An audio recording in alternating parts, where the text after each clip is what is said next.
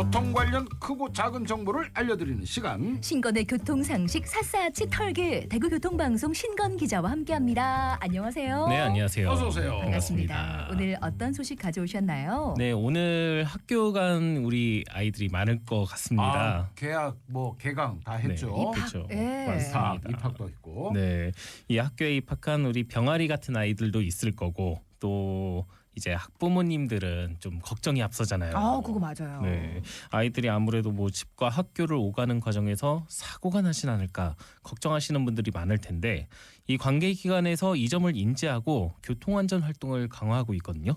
오늘은 이 부분에 대해서 자세히 알아보겠습니다. 이 어린이들이 다니는 길이 참 세상에서 어느 곳보다 가장 안전해야 되는데 사실 뉴스에서 보면 여전히 어린이 보호구역에서 사고 났다는 사실 들려오고 뭐 참 뭐 이런저런 대책들 마련한다지만 참 안타까워요. 맞습니다. 이 보행 중 어린이 교통사고는 계약철인 3월부터 6월 사이에 집중이 됩니다.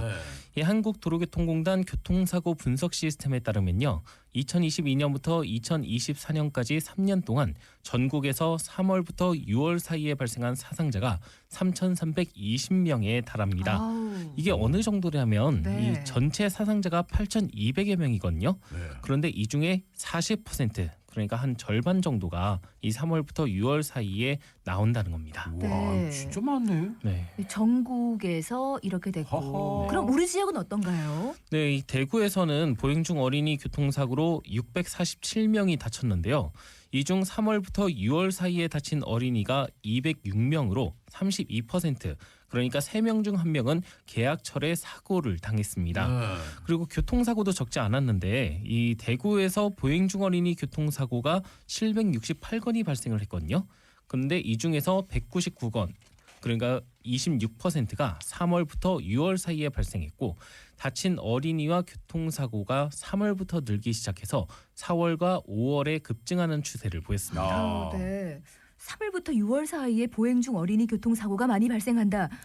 이런 이야기 들으면요. 학부모님들 마음이 정말 더 불안할 수밖에 없을 것 같아요. 맞습니다. 네. 이 초등학생 자녀를 두거나 초등학교에 들어가는 학부모들도 이 걱정이 많다고 하는데요. 그렇죠. 직접 한번 들어보시죠.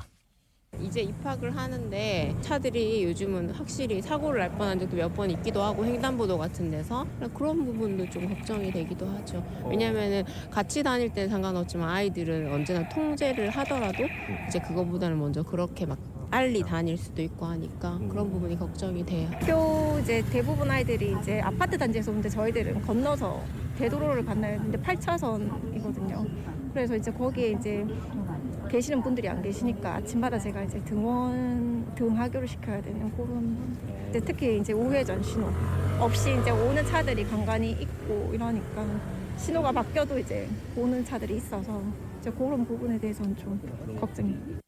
그래요. 목소리만 들었어도 뭐 걱정하는 마음이 커집니다. 관계기관들이 대책에 나섰다고요? 네, 대구시와 대구경찰청, 대구자치경찰위원회는 계약철을 맞아서 어린이 교통사고 안전대책을 추진합니다. 네. 이 초등학교 주변에 가면 이 벽과 횡단보도를 노랗게 칠해놓은 거 혹시 보신 적 있으세요? 저는 봤어요. 저도 봤어요. 네, 이게 옐로 카펫이라는 건데요. 네. 대구시에서는 이 옐로 카펫과 노후 시설물 정비를 이미 마쳤다고 합니다. 대구시 교통안전개선팀 박지수 주무관의 말을 들어보시죠. 대구광역시 내에 어린이 보호구역을 작년도에 시설 개선을 37개소 해왔었고 노란색 횡단보도 정비라든지 바닥에 붉은색 노면 표시, 기정 종점 표시 등 노면 표시들 노후된 것들을 정비를 해왔고 교통표지판을 설치를 해서 운전자들의 인식 개선을 조금 중요한 쪽으로 시설 개선을 해왔었습니다. 올해 40개소 정도 시설 개선을 할 예정이고요. 시종점 정비라든지 현장에 이제 실태 조사를 통해서 통학로를 보도를 신설을 하는 등의 새로운 어린이 보호구역 시설 개선을 추진할 계획입니다. 자, 대구시 교통안전개선팀은 개학 전에 오래된 어린이 보호구역 계속 정리를 했다고 하고 또 다른 기관은 또 어떤 대책을 추진하고 있습니까? 네, 대구경찰청도 어린이 보호구역 교통안전시설물을 점검하고 단속 활동을 강화할 방침이라고 합니다. 특히 민간 합동점검단을 구성해서 전문성을 더할 계획인데요. 대구경찰청 교통안전계 문영준 경사에게 들어보겠습니다.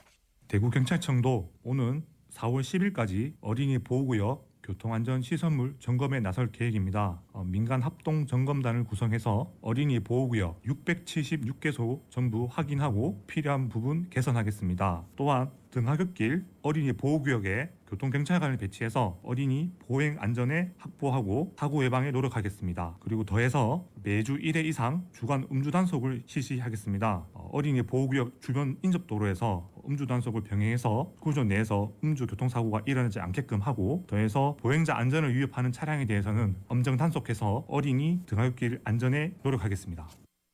네네. 학교 주변에 경찰관 분들 나오셔서 이렇게 점검하는 모습 저 본 적 있거든요. 그러세요? 오늘도 그렇고.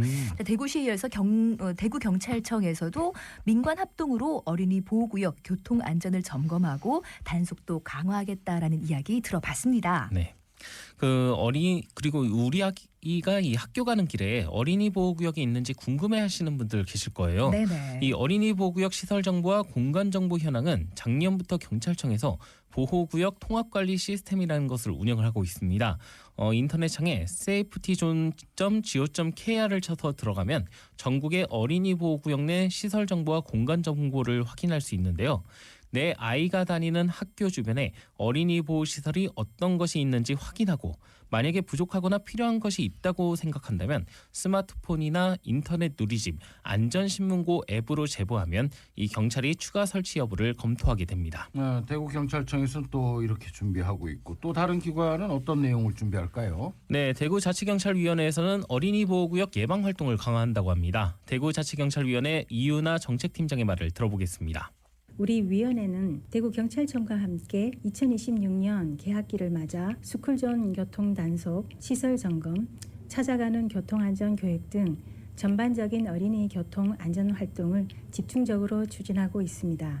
특히 올해는 개인형 이동 장치와 제동 장치가 없는 이른바 픽시 자전거로 인한 사고 위험을 줄이는 데 중점을 두었습니다. 무면허 피해 미용, 안전 장비 미착용, 그리고 학교 앞에서의 픽시 자전거의 위험 주행에 대해서는 등하굣길 시간대에 단속을 대폭 강화하겠습니다. 위반 학생에 대해서는 현장 경고와 함께 보호자 인계, 재발 방지 지도까지 병행하여 아이들이 보다 안전한 통학 환경에서 생활할 수 있도록 최선을 다하겠습니다. 저도 픽시 자전거 이거 너무 위험하던데. 맞습니다. 아이들도 부모님도 조금 생각하고 이거는 그럼요. 안 사주셨으면 좋겠는데. 네. 걱정이네요. 맞습니다. 대구시 교육청에서도 개학을 하면 학생들에게 교통안전 교육을 실시해서 교통사고 예방을 할 것이라고 하는데요. 네. 가정에서도 아이들이 교통사고를 당하지 않도록 무엇을 주의해야 하는지 잘 알려주셔야 합니다. 네. 이 말씀하신 것처럼 이제 픽시 자전거 이런 거 굉장히 위험하니까 브레이크 장착 여부 꼭 확인하셔야 되고, 네. 그리고 픽시 자전거를 공도에서 타지 않도록 부모님들이 잘 지도를 해주셔야 됩니다. 이게 참 애매한 부분인데요. 네. 저도 뭐 지난 주말에 그 동대구역을 갔는데 여기 광장이 넓잖아요. 네. 딱 봐도 미성년자예요. 면허증 딸 수 없는 나이대 아이들이에요. PM 타더라고요. 둘이서 네. 타고 막 광장을. 저는 지금도 의문인 게 네. 면허증 없으면 그거 못 타게 돼 있잖아요. 그렇죠. 네. 왜 그게 작동이 되는지 저는 이거 진짜 왜 좋지 않았는지 진짜 모르겠어요.